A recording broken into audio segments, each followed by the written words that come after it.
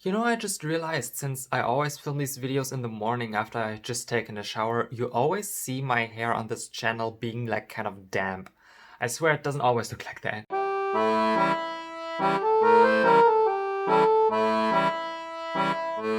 Welcome back to my channel everyone, and today I'll be answering the internet's questions about German folk magic. I have my laptop here, and with that I'm going to look through the internet and see what kind of questions people have on German folk magic.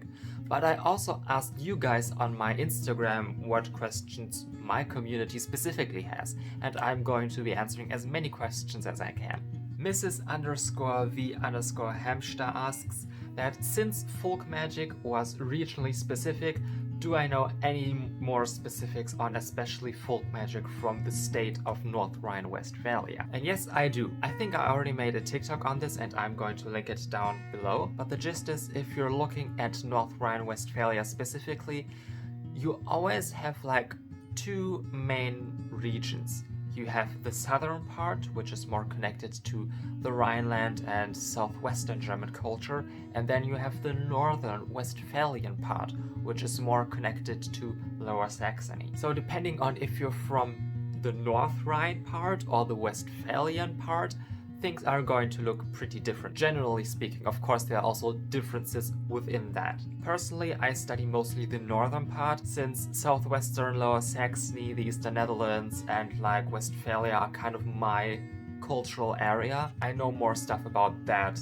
than the North Rhine part. Generally speaking, large chunks of Westphalia, especially in the north, are Lower Saxon oriented. Low Saxon, I already talked about what this language is and the culture that comes along with that. So you're going to find magical practices that use this language and use terminology from that language. And if you want to know more about that, I just uploaded a video, well, not just, like 2 weeks ago, I uploaded a video on 𝔖𝔭𝔬𝔢𝔨𝔨𝔢𝔫𝔨𝔀𝔬𝔢𝔨, which is a folk practice that is very prevalent in the Westphalia part of North Rhine Westphalia, and I highly recommend you check that out. Now, when it comes to the southern part of the state, things tend to look a bit differently, and you're going to find more commonalities with folk magic from a Rhineland Palatinate or the Saarland, etc. And the local folk magic from that part of Germany was called Brauche. And the practitioner of Brauche would be the Brauchers. A mutual of mine who is also a folk magic practitioner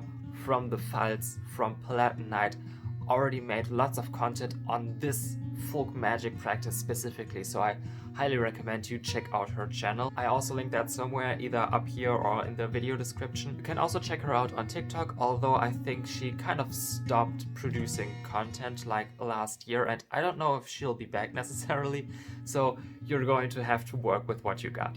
Now, in a similar vein, Anais.mm asks, could you give an overview of the general differences in regional practices? Now, I think you probably mean regional practices within the entirety of Germany.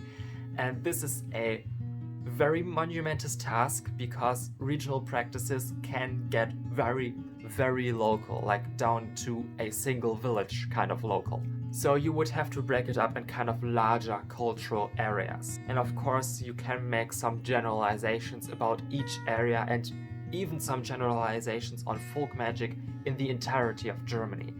And for that, I also have already made a video, a general introduction to German folk magic. I'll also link that down below. But when it comes to all of the regional practices in Germany, I don't know if I could necessarily answer that question adequately. I think I would have to produce like a movie-length video to go into each of these folk practices and also do a lot more studying because, as I said, I mostly focus on northwestern German folk magic. So personally, I don't know a whole lot about like Bavarian folk magic or Central German folk magic. So even if I attempted to explain all of the regional differences, folk magic practitioners from that region would probably watch my video and be like, that's not quite accurate, you could have framed that a bit better, and I just don't want to step on any toes. What I can, however, offer you is some more generalizations about regions. What I personally like to do is separate Germany into like 3 main areas along language borders or dialectic borders. So from the coast, northern Germany, to about directly north of the Central Mountains, you have Low Saxon territory. Magic in those places, of course, as I already said, will use Low Saxon and Low Saxon terminology. In central Germany, around the Central Mountains, there is, of course, also a Central German dialect or a Central German dialect group, which will then use those terminologies, and that also is true for Southern Germany, which uses even more different Southern German dialects. So this is the approach if you want to go from language. What I would also suggest is looking into specific migration patterns of who lived in what region of Germany when. For example, one of the big reasons why many cities and towns in Eastern Germany kind of have Slavic sounding names is because after the Great Migration period, the Slavic tribes, the West Slavic tribes, migrated all the way from the North Carpathians to the river Elbe, which today runs through central Germany, and even sometimes west of that. And of course, this will have influences on regional folk magic, and so you can kind of layer stuff. You can kind of layer your research. Another good tip is looking at these states individually, and especially when a state has like a double name, like North Rhine Westphalia. You can kind of infer that there were two regions or even more which were combined and smooshed together, and those will also give you some ideas on maybe regional folk magic. This is probably not what you were wondering directly, and I'm not saying that I'm gonna do it, but I'm thinking of actually doing a series where I give a small, concise overview of some of the ethnic groups within Germany and talk about their folk magic a bit, although, as I said, I don't want to step on any toes. So it's a bit complicated. We'll see. Also, what I can recommend to you is that Hearthwitch recently uploaded a map to her Patreon, where she highlighted different regions of Germany and gave suggestions for books that specifically focus on that region's folk magic. Her Patreon is not free though, so you would have to pay like some dollars to get access to that map, but I believe that it's available in all of her tiers, so it's not a lot of money. And if you're really interested in that and don't wait for my series, which might potentially come out one day, this is probably your quickest option to get lots of resources.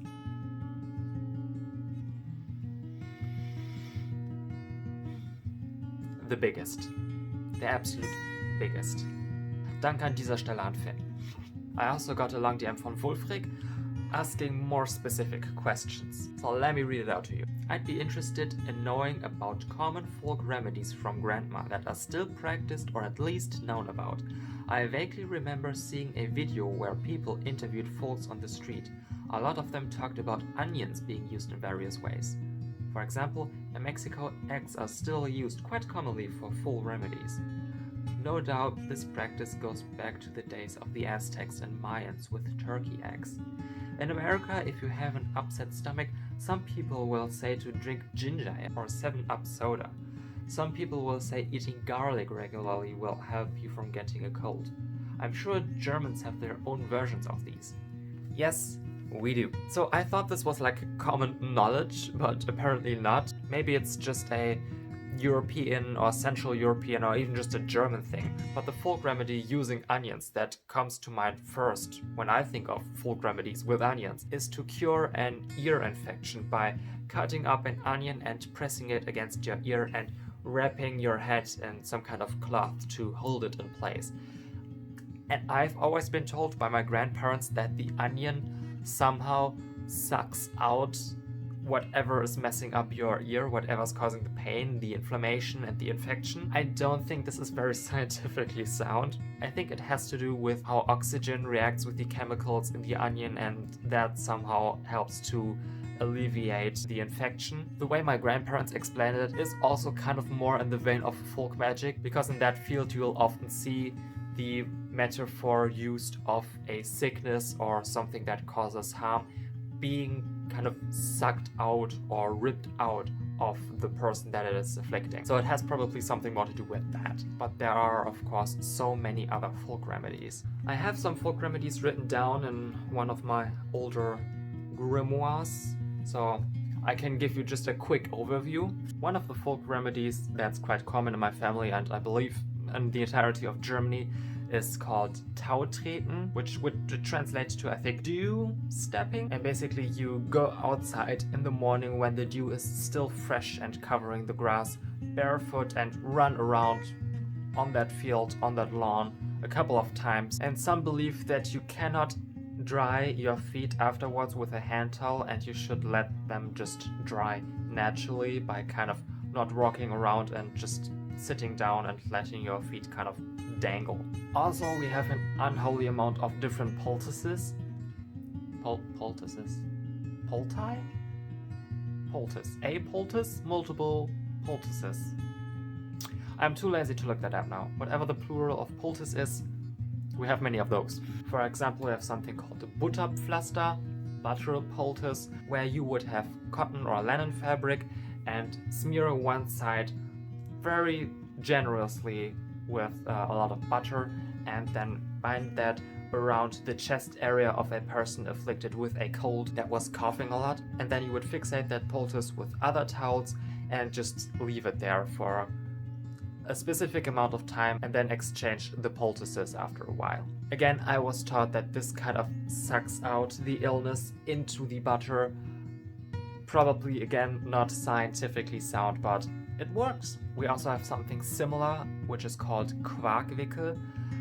I don't know how exactly you would translate quark into English, because I think quark is just a German thing. I don't think Americans know about quark. Well, to call it a kind of yogurt would be a bit of a disgrace. It's more thick than that. But again, in this scenario, you would just switch out the butter for quark and put it around an area of the body that was suffering from some type of inflammatory affliction, and then wrap it around and exchange it a few times after a while. Again, unholy amount of poultices.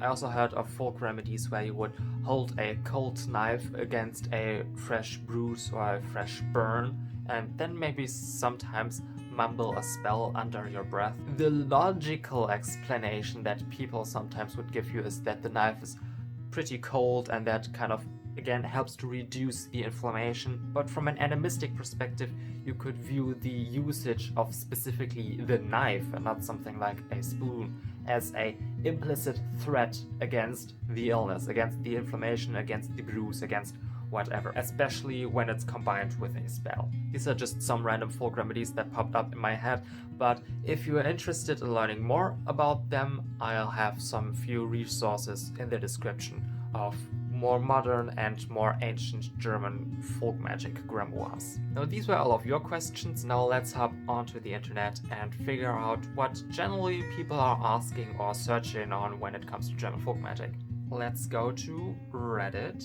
I am interested in magic of the old German folk and seeking a book or some source you all may know of. I really love German culture and its folk magic, so it would be appreciated if anyone gave a little. So the people in the comment section already give some recommendations, mainly focusing on the Pennsylvania Dutch, the Pennsylvania Germans, the German immigrants from southwestern Germany which immigrated to the US. And for that, of course, Braucherei, the long lost friend, is a great resource specifically for that German-American folk magic. But also I would recommend more German-centric magical grimoires such as das 6. und 7. Buch Moses or Der Freund in der Not. What else do we have? Just a bunch of grimoires. I'm again putting all of the links down in the description, because most times you can get these old-ass grimoires for free online as a PDF, so that's very nice. Someone answered, so what I know of Germanic magic is Seidr and Northern shamanism.